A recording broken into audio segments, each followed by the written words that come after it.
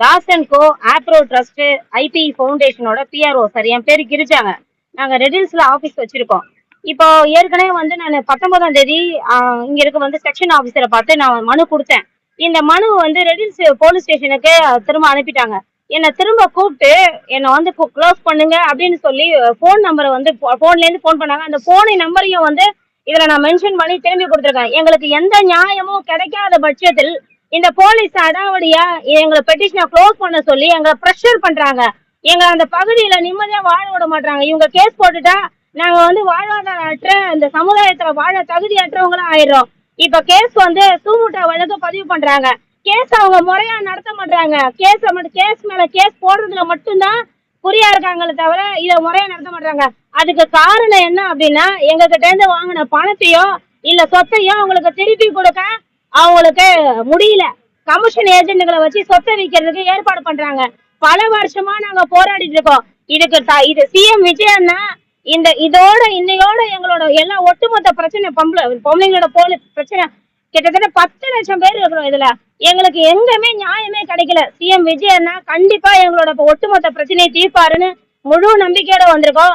EOW பொருளாதார குற்றப்பிரிவு மேல கம்ப்ளைண்ட் கொடுத்துருக்கோம். பல தடவை நாங்க கொடுத்துருக்கோம். போன கவர்மெண்ட்ல நடக்கல. ஆனா சிஎம் விஜயன்னா எங்களுக்கு கண்டிப்பா எங்களோட பிரச்சனையை முடிச்சு கொடுப்பாங்க. கோர்ட்ல எங்களை லீகலா நடத்தினா போதும். புதுசா இவங்க கேஸ் போட்டுப்பாங்க.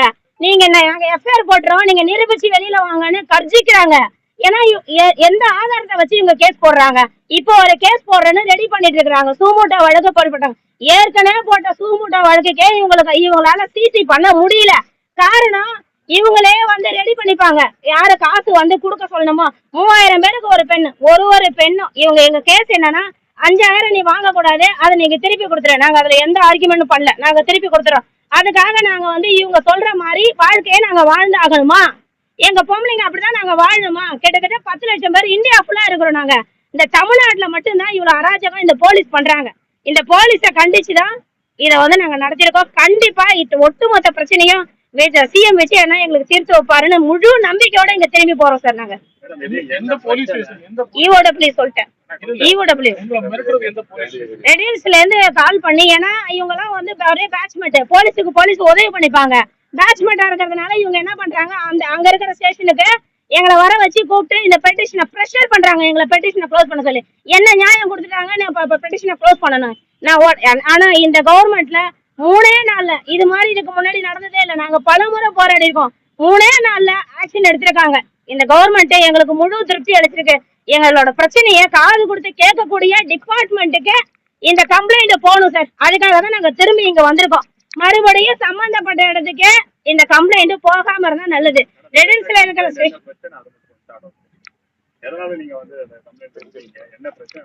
பெண்களுக்கு பொருளாதார உதவி கொடுத்துட்டு இருக்கோம். விதவை உதவித்தொகை, கல்வி உதவித்தொகை. எங்க ட்ரஸ்ட்ல இருக்கிற மெம்பர்ஸ்க்கு அவங்களோட நடவடிக்கையை பார்த்துதான் இந்த உதவித்தொகையை நாங்க எல்லாத்தையுமே பண்றோம். அவங்க அதுக்கான முழு தகுதி பெற்றவங்களா இருப்பாங்க. அதுக்கு நாங்க ட்ரைனிங் கொடுக்குறோம். ட்ரைனிங் கொடுத்துதான் அவங்களுக்கு இந்த பொருளாதார உதவியை நாங்க கொடுக்குறோம். வட்டி இல்லாத கடன், சப்சிடி கடன் தரோம். நீங்க ஏன் அதை தரீங்கன்னு கேக்குறாங்க. இப்போ டிபார்ட்மெண்ட் தான் சார், இஓடபிள்யூ தான். உங்களுக்கு நீங்க ஏன் தரீங்க, நீங்க என்ன கவர்மெண்டா, அதையும் அவங்க கேக்குறாங்க.